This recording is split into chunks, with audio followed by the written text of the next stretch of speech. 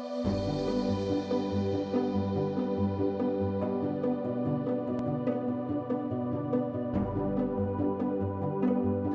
I'm Devin, and I am 24 years old. I've been married for 3 years, and I served a full-time mission in Florida, Orlando. And something cool about me is I had the opportunity to play college baseball. Cool. So I'm Jacob Toon. I'm 18 years old. I work at Mr. Mac in City Creek. I haven't served a mission yet, of course. Anything else? I think that's all right. Good. What's Awesome. cool about you? You just said you had a I'm job. 6'5". Yeah, I work at Mr. Mac. That's pretty cool, right? I love it. I think it's awesome. My name is Skylar Smoot. I'm 22 years old. Got home from my mission about a year ago from Tucson, Arizona. What's cool about me? I love to go fishing in my kayak on lakes. That's what drives me. So, I'm David Hewlett. I got back from my mission about 6 months ago in San Diego, California, speaking Spanish. I'm 21, and something cool about me is I just received a really prestigious title in something called the Elite Missionary Training Course, called the Chief of Instruction and what was the other one? Curriculum. So that's what's cool about me. I am Brighton Peterson. I'm 20 years old. I returned from my mission to Washington State a little over 1 month ago. Something cool about me, I love rock climbing. I'm Tristan Carey. I'm 17 years old. Haven't served a mission yet, planning on it. And I just got back from a band tour in Europe playing my flute. So. What initially attracts you to a girl? What do you notice first? The thing that attracts me most to a girl first is her smile. Because if you can see her smile, you know that she's got goodness and happiness inside. She's enjoying life, and so it also, you can really see them shine. So when someone smiles, that's what attracts me first, really. honestly, a girl's eyes. Like, if a girl has like light in her eyes, makes a huge difference. What does that light look like? Like, what do you mean? What are you talking about? Looks like this. Yes? Ooh, I don't know. he's so handsome, right? For me, Like that? you're a stud. I don't know. I usually when a girl has her head up and is honestly, like we were saying, as you were talking and saying, like a girl, shoulders back, head up, confidence and light in her eyes, it tells me a lot about a girl. But if a girl's like, self-conscious about herself, sometimes it's hard to truly see her potential. I got to comment on that. Go for it. So also, like, when you were talking about how you should be a warrior as well, when girls fight for their standards, can you guys hear me? Now you can. All right, perfect. So when a girl fights for her standards, that is the most attractive quality. When she's willing to stand up for other people and for herself, that's the best. That's totally worth it. Why? Why would you want to hang out with her? She's amazing. Like, how do I explain this? Irritated just thinking about it. I think that was good. Okay, well, also I think it shows her divine quality, like who she is, her potential. All right, the next question is, what do you really want long-term from your future wife? Oh, we have a husband right here. Did you find it?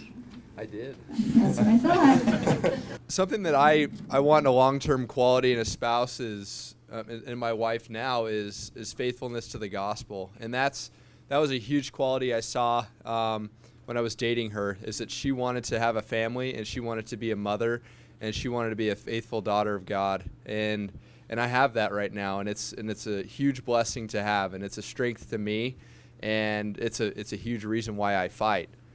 And so I feel that if you young women work on that right now and be the person that the Heavenly Father wants you to be, then you will find a man that will treat you with respect and will love you and that will take you to the temple and spend the rest of eternity with. So, Just quickly, something that I really look for is someone that has a backbone, someone that has decisions and wants things in their life and just goes for it. Because even though I think I'm right a lot, I'm not always. And so I really like someone that will be able to say, no, I really think we need to do this, and someone that's strong. So that's what I look for. wait till you get married. Yeah. Did you hear that? He said, wait till you get married. I've already found someone that's a little bit like that. So. Okay. don't step down to our level. you, you are so much infinitely cooler than we are, and you have no idea. Don't step down to our level. Raise that bar. Make us jump over it. It's like there's no reason to come down. Hold yourself high, and just be that shining daughter of light that we all know is inside of you. There's no reason to step down. Make us jump. But it really does make a difference. I'm not saying that it's entirely the young woman's responsibility to be super modest. The guy has to take responsibility for himself and keep his own brain clean. But it makes it so much easier when you're walking down the hall and there is a virtuous woman who is willing to dress virtuous. Modesty is more than just making sure your shoulders are covered. Modesty is the way you talk, the way you dress, the way you act. I had a friend who I thought she was pretty attractive until I heard her cracking jokes about her second job was working the corner at 7 p.m. And all of a sudden, I didn't want to be around her anymore because she was modest in dress, but not in speaking. And so just like for the strength that you says, it lays out pretty clearly what modesty is. It's keeping your body covered. But more than that, it's acting like the virtuous person you're supposed to be. A bit of a brutal saying, but I heard it once in seminary, and it's true, is raw meat attracts dogs. And if you dress immodestly, that's all you're going to attract is dogs. If you want a man, dress virtuous, and that's what real men are looking for, is virtue.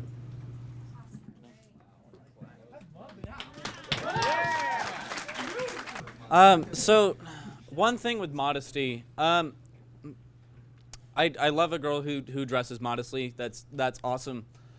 Don't dress modestly just for a guy, and don't dress immodestly for a guy. Don't. Your life should not be centered around us. Make it about you. It's nice if you are dressing modestly, and it's helpful to us because we don't have to struggle with those thoughts. But don't dress modestly just because you don't want the guys to have to struggle with bad thoughts. We're gonna notice if you're dressed modestly. We're gonna notice if you're dressed immodestly. We do notice those things, and no one's gonna lie about that. But dress for you. Dress modestly for you. Be the virtuous woman that you need to be because you want to be that. Don't make it about the guy. This is your fight with the adversary, and you own it. Be the warrior daughter of God that you are.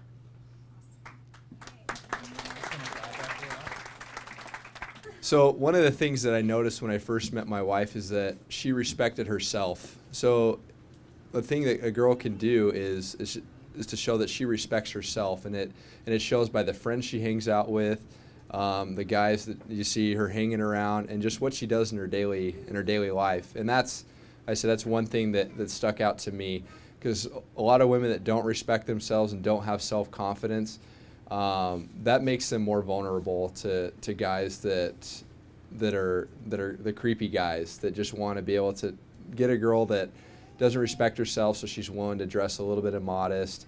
She's willing to talk about things she normally wouldn't talk about. And that's something that I noticed in my wife when I first met her. And I was only home for my mission for a day when I met her, actually at school. And so I was able to recognize that very quickly. So she didn't talk the way other girls talk. She didn't dress the way they talk. She respected herself, and she loved the gospel. And so if you learn to respect yourself first and know that you are a daughter of God, it makes it so much easier for us because we notice that, especially if we're doing our part in being worthy. Since you're married, like, is there anything that you guys do as a couple together that you feel like she also does now different that supports you in the battle, or is it not much of a battle because you like graduated, or like? So really, it's like when me and my wife are struggling the most in a marriage, it's when we're not reading our scriptures together. It's when we're not attending the temple together. So keeping those goals that you set immediately. I'll never forget when we got sealed.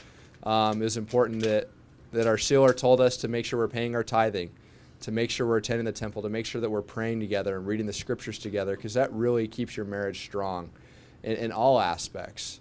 And so it's important to not lose sight of the values that you originally saw in each other because you're married now. And I feel that's a big reason why men and women in marriage tend to start losing battles and get into addictions because they forget why they fell in love, and they forget the values that they had instilled in each other when they first met. So I feel like that's very important. What scares guys away from girls? So to be completely honest, at first what scared me the most is when a girl would ask me to jump. Like, if I'm being completely honest, when a girl would raise that bar, that was terrifying for me. It's like, wait a second, you actually expect me to do something? Like, that was scary. But as I've gotten older and more mature and have talked to some married women, I found out that that's an expectation. That's something that I now look forward to. Now it's something, what else can I do? I want to impress you. Tell me something to do. I want to impress you right now. An example, my best friend Hope, she asked me to start sending her one of my favorite scriptures out of my scripture study that night to her over a text. And so we could kind of build each other up spiritually. And at first I was like, oh, okay, like, am I spiritual enough for her? Can I do this? And then as I found out, it's the little things, you know? It's trying to bring the Spirit no matter what, and trying to impress her with my church attendance and my scripture study and my prayers. And once we can start praying together, that was the first amazing thing when I had a prayer with her. That was unforgettable. So I would ask for you ladies to raise the bar. Honestly, I'll probably say the same thing over and over again.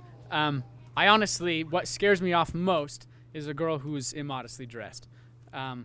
It really, for me, obviously I'm a guy and I am weak. And so when a girl's immodestly dressed, for the first instance, it's like, wow, she's attractive. But then after that, it's like, and that's a girl I'm really never going to pursue ever. The comfortability that I have when I'm with a girl who's modest is just being able to just be around her without having satanic thoughts about, you know, girls and women and stuff. But when there's a girl who's immodestly dressed and I'm hanging out with her, I'm just constantly having to fight a battle. There's no comfortability in it ever. It's a battle. And if the guy's like a creep and a weirdo, then it'll be super comfortable for him because he'll just give in. But if there's a kid who's any worth, then he'll have to fight and fight and fight and fight, and it's not worth it for him. How do you know if a guy is a creep? And I want you guys to just give it all, okay? Because this is super important for girls to know right now. So a lot of things that guys do that is creepy, they don't usually do it around women. They do it around other guys. And so it's important that we as men make it clear if somebody close to us, especially women, that we let them know if there's something they're interested in. Like I played high school sports and college sports, and I know how men talk about women. And the thing is, they're not real men. And so in all honesty, what you need to do as women is to make sure that you're staying worthy and that you're trying to pursue somebody that you could see being married with in the temple. Because really, in all honesty, we're not going to be able to call out every guy. We're going to need you to be faithful young women to recognize this, because the Lord has given you that gift. So in all honesty, it's important for you to focus on what you need to do to be worthy of that, and you will know if they are a creepy guy or not. My wife, when I was struggling with issues, my wife knew. My wife knew because she was a worthy daughter of God, and the Spirit was warning her. And it was a huge help to me, and I was able to get back on the right track. So make sure that you stay worthy as my wife did, and you will know if there's somebody that you should be with or not. Watch his eyes. Watch where he's looking. Really key into because without going into watch if they go down. If his eyes go down, then he's a creepy guy. And it's as easy, because if you're having a conversation, he's drifting, then you can key on that. But if he's looking at you and he's looking at your face, he's looking at your eyes, then he's not interested in that type of thing. He's interested in who you are. He's interested in looking in your eyes and seeing your personality. One thing you can pay attention for is the words that come out of his mouth. If he, especially towards his parents, if you can try and steer the conversation towards his family, pay attention to how he talks about his mother. If she's an old nag, he's probably a creeper. But if if he talks about how incredible his mother is, that's a man worth being around. Pay attention to the respect that comes out of his mouth, because that's how you know the type of man that he is. The best way to know how he's going to treat you after those first couple of years of newlywed kind of the bliss chamber, where you're just kind of completely invested in each other. After that has not worn off, but you've evolved into the marriage that it is. The best way you're going to know how he's going to treat you at that point is how he treats his mother right now. It's going to be almost identical. And sisters. So watch for that. Interact with him and his family, and watch that interaction, because it will tell you so much about who he really is and how he is trying to treat women. Those are the most important women in his life. If you ask a guy for his phone and he hesitates, drop him immediately. Because that's a big source. So if there's any reason that he would be like, oh, and he hesitates, then that's a good sign for a creepy guy. The mothers would like to know what has been the greatest help that a mom has done for you to help you stay clean and pure. Since my graduation, it's been over 1,000 days now, and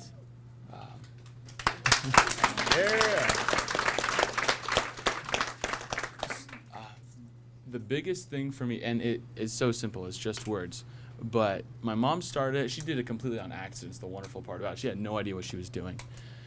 But my weakest part was just before I went to bed, and she knew that. And so every night as I went to bed, she would say, "Have a good night, my warrior." And it completely changed my chemistry, completely changed the way I think about it, because how does a guy lose? My mom's depending on me. I am her warrior. And that made such a huge difference for me. On my mission, she ended every letter, "Have a good week, my warrior." And every time I see her now, when I'm going to bed, she still says, "Have a good night, my warrior." It's like 5 words. But it makes it so clear that I'm not a random guy on the street. 1, I'm a hero.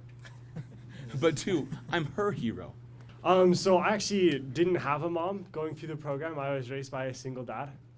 And the biggest thing would be my relationship with my sisters and having several moms. As I look over at Joelle, don't be afraid to take other people in. I mean, just a few nice words. That's all it takes. I'm always looking for people to fight for, and I fight for every one of you. So be someone that we can fight for.